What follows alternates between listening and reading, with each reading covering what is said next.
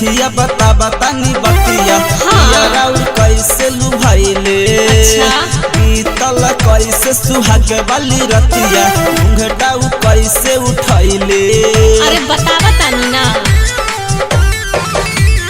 सुना मोरी सखिया बता बतानी बतिया यारा कैसे लुभाइले बीतल कैसे सुहाग वाली रतिया घूंघटा कैसे उठाइले। अरे रात भर पलंग मचा मच किया रे पिया कोरा में उठा के हचा हच लिया रे कबो ऊपर कबो नीचे है टच किया रे चुम्मा कोरा में उठा के हचा हच लिया रे। सच में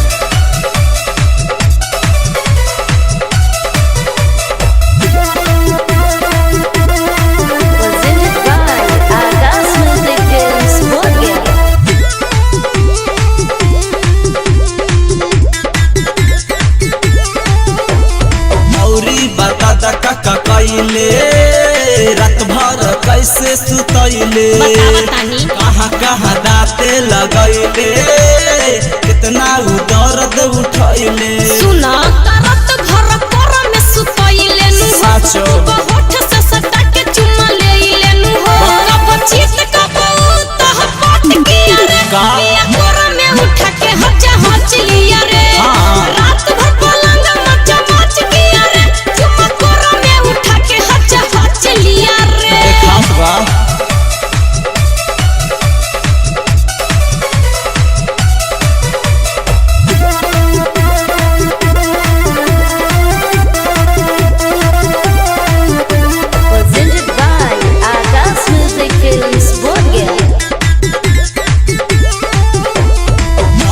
भइल का रतिया खुल के बतावा न सखिया की मजा कितना दिहले कैसे टूटल बाई नथिया। का बताई कमी नहीं कैले छोटू देवे में हो हम सचिनी न जितना तो दे देले हो झुमका झुलनिया तो सब दिया रे पिया कोरा में उठा के हचा हच लिया रे रात भर पलंग मचा मच किया रे चुम्मा कोरा में उठा के हचा हच लिया रे। छाता दही के मठा हो गइल।